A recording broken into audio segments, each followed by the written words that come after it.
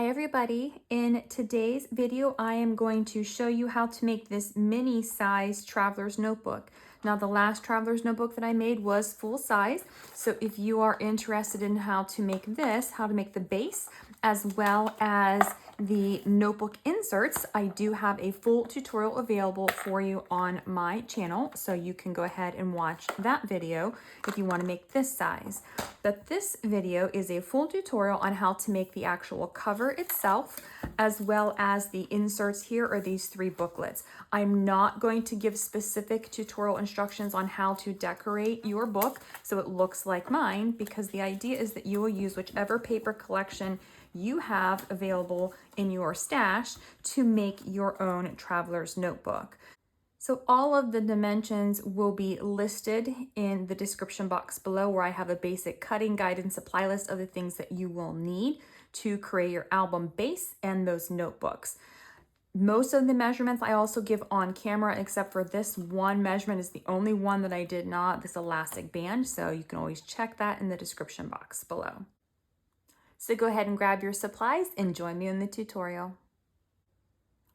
On my smaller traveler's notebook, I'm going to have square corners instead of rounded. If you like the rounded look, you can go to this tutorial and you can do the same thing I did for this one on this tutorial here. But I'm going to show you how to do a square corner on this one.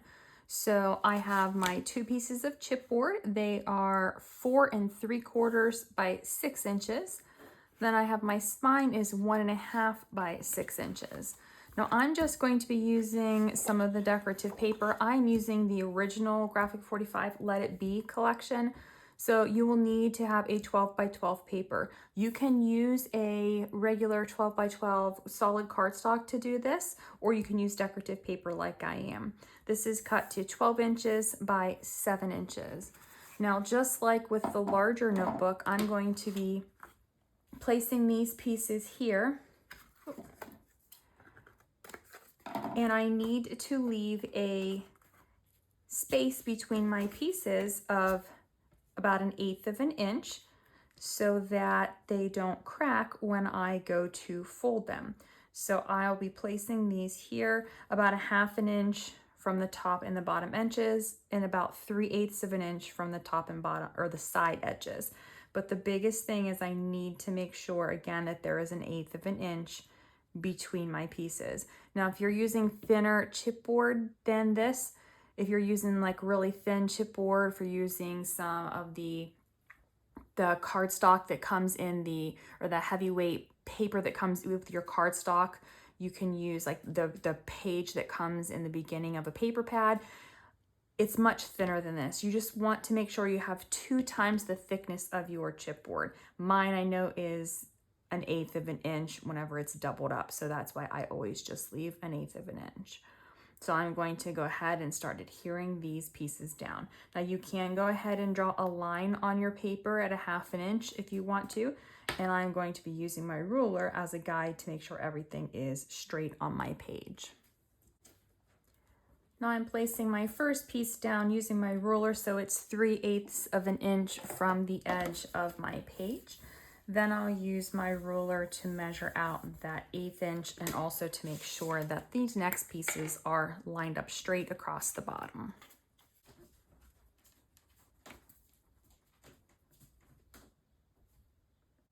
Once my second piece is on, or my spine piece, I'm going to then go ahead and add my second cover, making sure that I have that 1/8 inch space between my pieces, and I have my 3/8 inch extra on the side. Once my pieces are on, I'm going to go ahead and remove some of that excess paper from my corner, but I do want to make sure that I leave about 1/8 of an inch past my corner so that it will be covered when I go to wrap this here. So this is about how much I want to have paper left over. Now I always start on the short sides, just a little bit easier for me. So I'm going to flip up on that short side first to start wrapping my cover here. Bring my bone folder in, run it up this side, and then crease it over this here. And now I'm going to adhere this down. Once I have the first side down, I'm going to repeat with my second shorter end and adhere this side down. Once these shorter ends are adhered, I'm going to bring my bone folder in and I'm going to crease this paper around these corners here. So I'm just pressing that paper into the corner so that it covers that tip.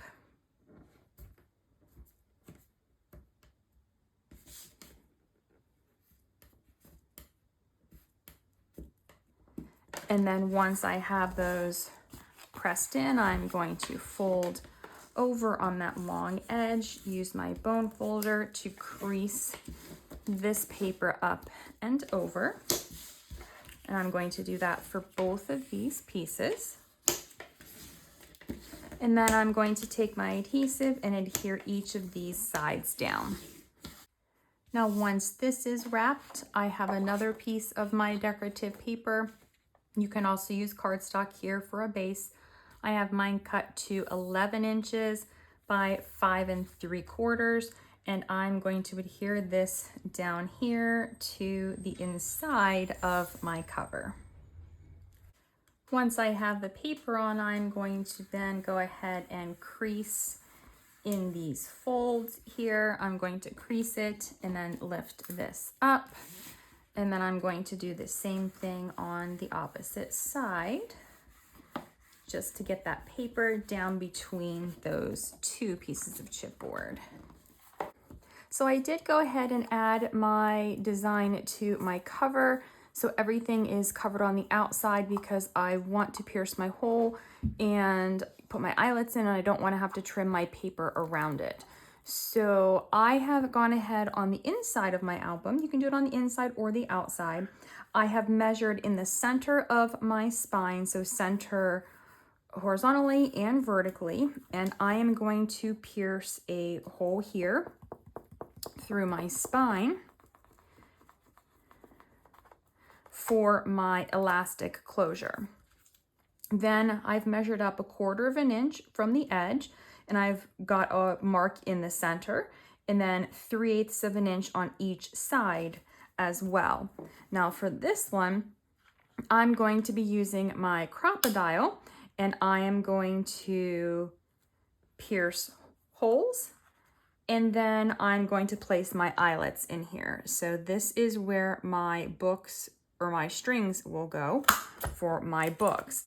Once I have my holes pierced, I'm going to go ahead and place my eyelets through here and set those. Now I have this piece that came in the ephemera assortment. I've backed it onto some black cardstock, and then I pierced 2 holes in each of those little side pieces. I've added small eyelets to this so that my elastic doesn't rip the paper here. And I'm going to curve this a little bit, and this is going to go here on my little closure band. So I need to loop this through here like this. So now I'm going to take the ends of this piece and feed them through the hole in the spine. And then once this is on the inside, I'm going to just go ahead and take these 2 ends and then tie them in a knot.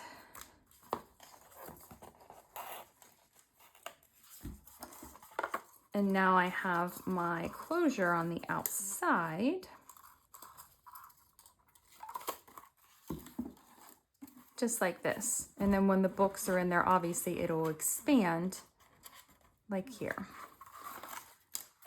Then we're going to add the elastic to the center, and I have a piece here that is 27 inches long. I'm going to start threading down through the middle of one, then up through the one above it, then across the spine and down through the top hole, and then up through the middle hole. Then I'm going to take this same piece down through the middle hole on the other side, up through the bottom hole.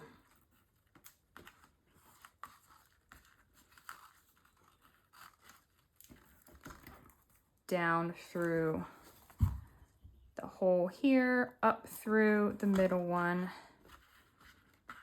And then I'm just going to need to continue to pull these and stretch these so that I can have them meet in the middle. I don't want there to be too much tension, but I don't want it to be too loose either. Then I'm going to come in here and tie this off.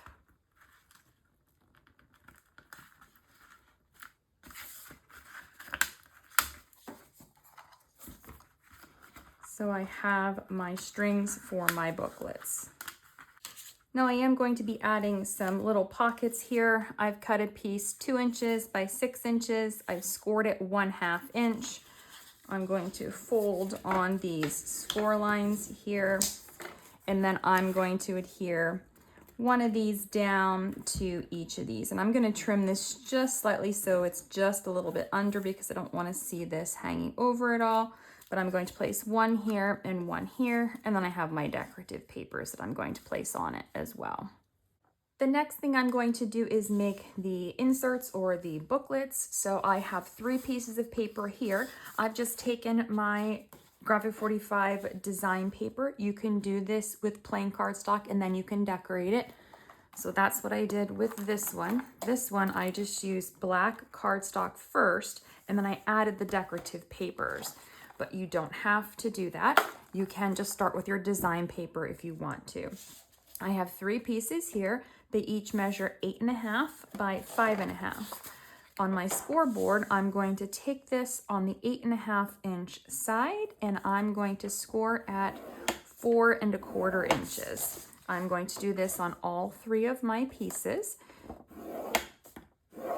And then I'm going to go ahead and come in here when I'm finished scoring these and fold these. And what I like to do is I like to fold it first, but then I like to make sure that it is perfectly straight before I actually fold on that score line. Sometimes because it is a little bit of a thicker line, it will slightly push the paper one direction or the other and it'll hang over, and I don't like that. So this is what I've learned tends to work.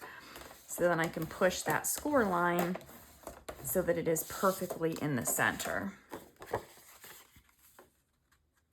Now the nice thing about this is because my booklets I'm using double-sided paper here, I don't have to actually decorate the inside of the booklet or the outside if I don't want to. I can just leave it plain since I have that pretty paper.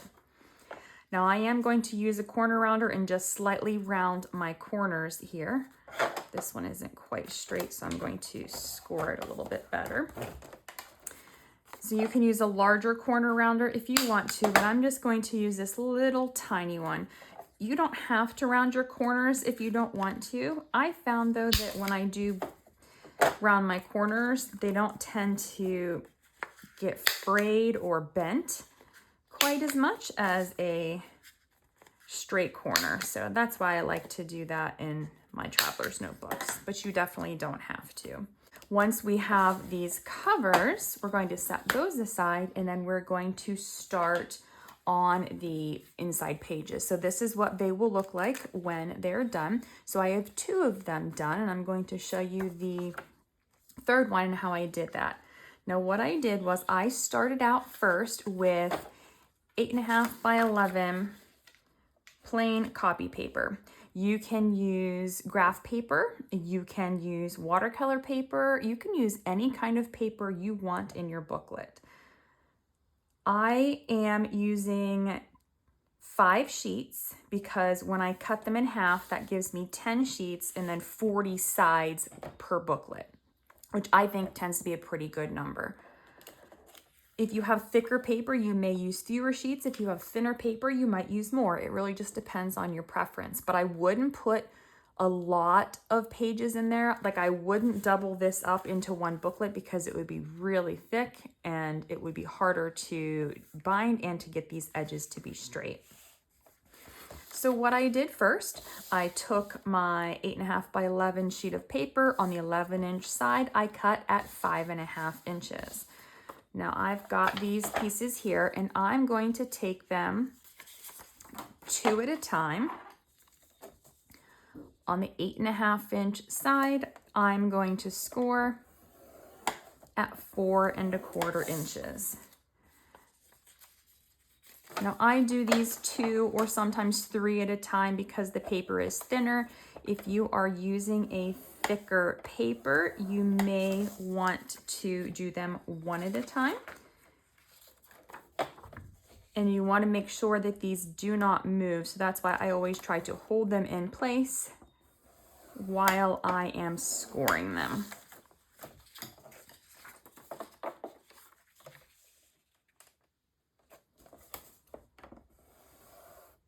Whoop, that one's at 4.5. Okay. So now that I have all of my pieces scored, I don't need my scoreboard, so I'm going to move this out of the way. And then I'm going to take these papers and I am going to make sure the edges are lined up evenly, just like with that cover. And then I'll use my bone folder to fold on that score line. Now, once I have my pieces scored, I'm going to take half of them. So I've got 5 pieces here and 5 pieces here. I'm going to put them all together. And I'm going to line everything up and then burnish this fold.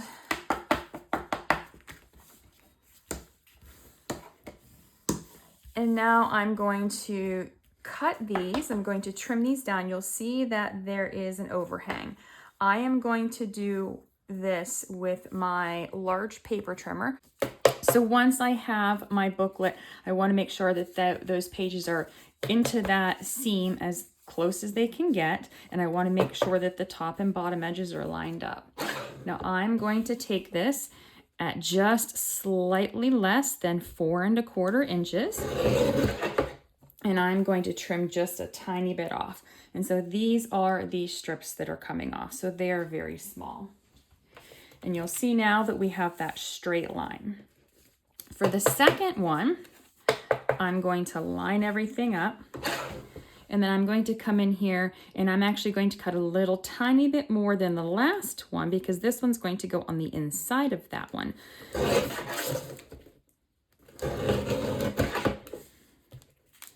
So now I've got that nice straight line. I'm going to take it, open the first set up, and I'm going to place it here on the inside. And you'll see that that looks really good. If it was still sticking out a little tiny bit, you take that set out and you go back to your trimmer and you just start cutting off little tiny slivers. So these pieces are obviously a little bit bigger than the last cut, but that's what allows it to have that straight edge. Now, if you don't have a paper trimmer like this, you can actually use one like this, or one that has the rotary blade. You would just want to take maybe 2 sheets at a time and trim off a little bit, and then take 2 more sheets and trim off a little tiny bit more, and you just start fitting them together the same exact way. It'll just take a little bit longer because this one allows you to cut multiple pages at one time. Once I have these, when it is in here, don't pay attention to the corners right now because I didn't round them, but once it's in here, you'll see that it should be just, you'll see a little tiny bit. If you don't like that little tiny bit of white that you see sticking out past the edge, you can actually cut these down a little bit more. I'm going to next take my corner rounder just a couple pages at a time, and I'm going to round all of these corners on all of my booklets, and then we'll come back and we will put these together. Now all of my corners are rounded and my booklets are ready to go. If you have a stapler that is large enough to open up and place this in it, like the one that I used when I did my larger traveler's notebook, you can just staple your 2 staples in your booklet and be done with this. But I'm going to show you in this video how to do a hand sewn binding, and it's going to be simple. There's only going to be 2 holes in this. So I'm using some bookbinding thread. This is wax thread. I got this off of Amazon, I believe, several years ago.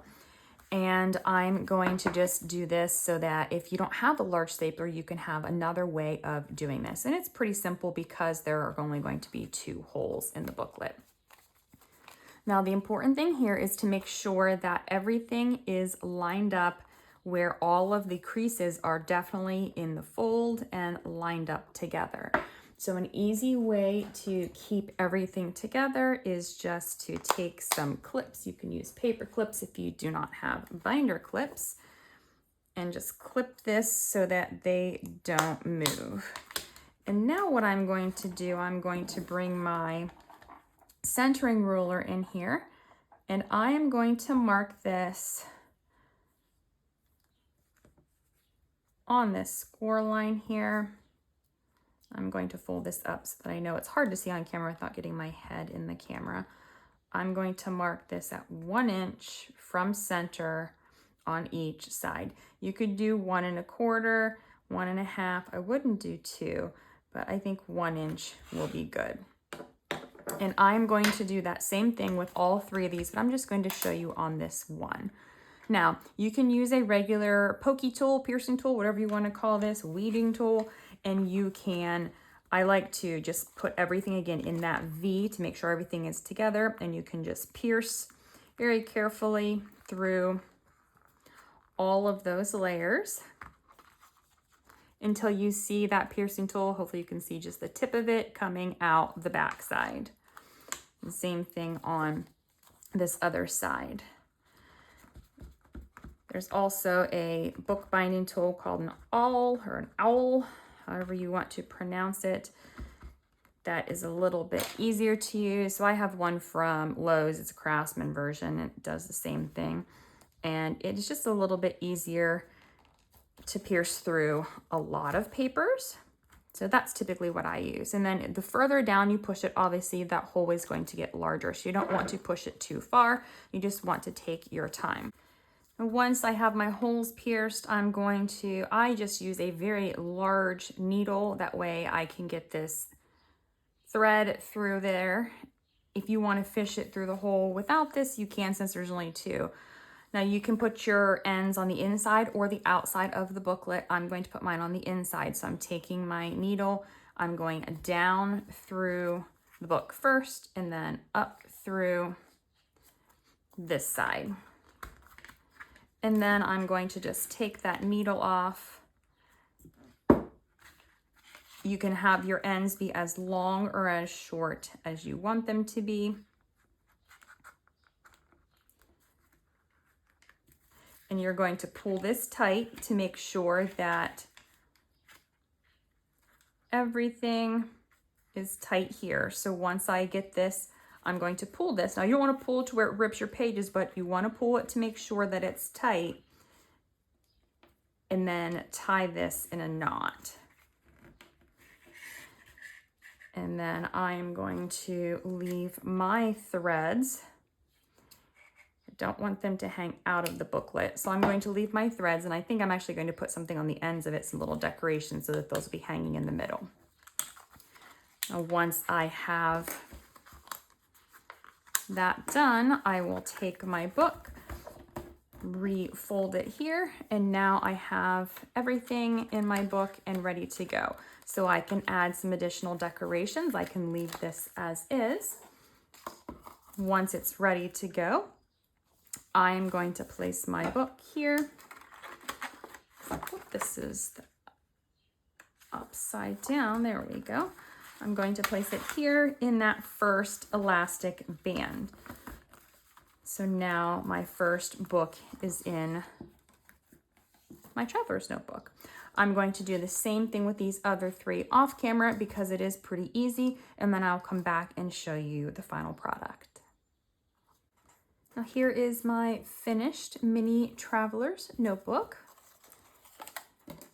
I did go ahead and add some decorations to my books and to my inside covers, so I just added little papers here. I've added some of the strips of the decorative paper. I made this one a pocket and just tucked a couple of little things inside.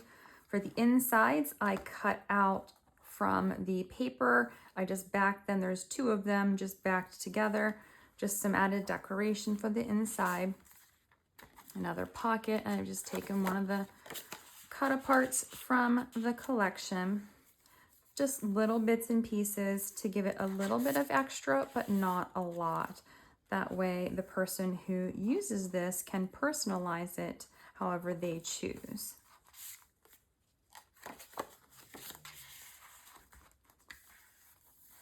Again, just some of the decorative papers.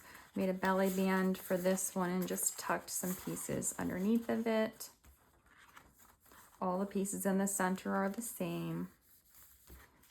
And then I just tucked a leftover piece of that paper in that back pocket. And I used some of the chipboard pieces here and here as well.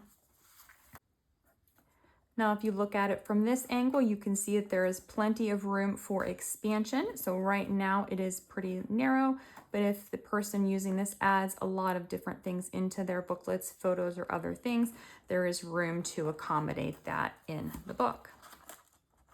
I hope you have found this tutorial on how to make your own mini traveler's notebook to be helpful.